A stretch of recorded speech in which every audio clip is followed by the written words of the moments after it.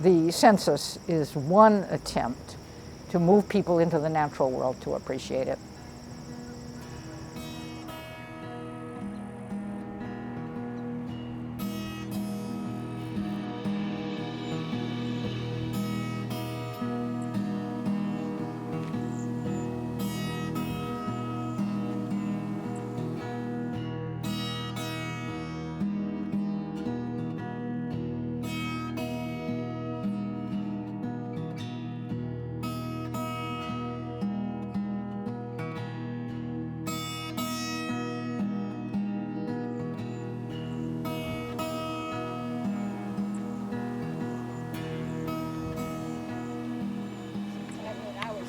Quarter of 5. Right. Yeah. I mean, really, those of us that are coming from. So see, we live so close. I got up at 6. I got up at 5. You got up at 6, so you're kind of rolled over and As we do our figuring that's out. a tough choice. So anyway, so then you have... I'm Pat Sanborn, and when I was in my middle 60s, I retired to Maine from a teaching job at the University of North Dakota, and became a member as soon as I got out here of York County Audubon. So I thought I love birding and I'd love to learn more, so I joined the census. I'm Scott Richardson. I've been involved with the census at least 10 years, I would guess. There are 4 survey routes for the teams that go out. The one that I typically do is the Laird Norton and Farley Trail, which heads into the Saw Wet Trail, goes through some woods, and then out to open fields and back into a stretch of the deepest and wettest woods that we have in the area. You get to know your route, and when I first started, I always went with somebody. The Muskie Trail, you head right down here fast. Depending on the kind of weather you have, you might spend quite a bit of time at the lookout. You'll also be scanning the meadow if it's time for meadow nesting. 3 seasons of sparrows usually in the meadow. My name is Monica Graben, and I've been doing the census maybe between 10 and 12 years. For me, it was a chance to have what I was seeing around me be documented for others.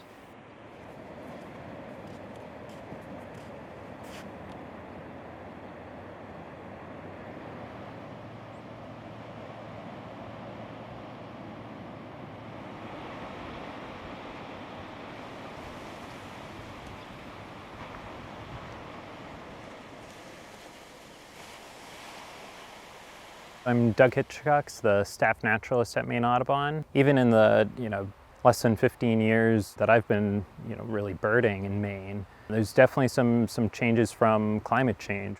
We're seeing southern species expanding their range northward. The best example that I can think of is red-bellied woodpecker. And it's not just them. We're seeing Carolina wrens, even species that have been here for a little bit longer, but northern cardinals, tufted titmice.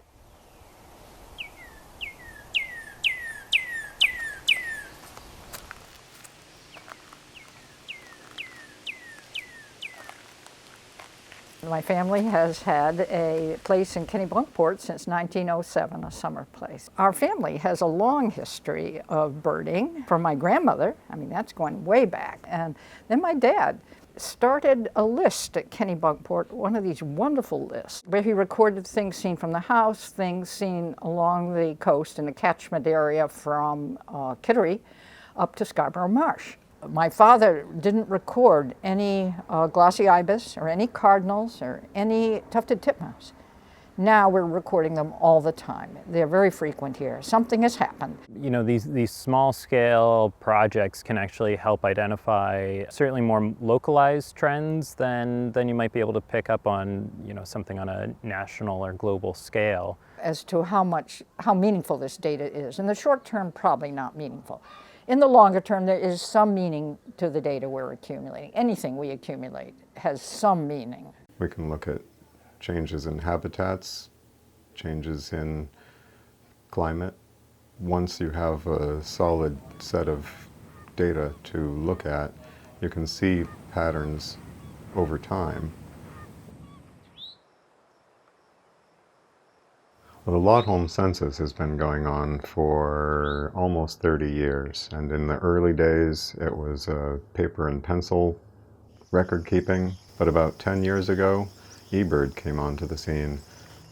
I think the Laudholm Census should still have a future because although people do submit bird lists regularly to eBird or things like that, having it be the same time year after year after year to me is worthwhile. What I think it does for the census, its contribution to the census, is makes our data a little more meaningful than it was otherwise. So it's going into a massive database.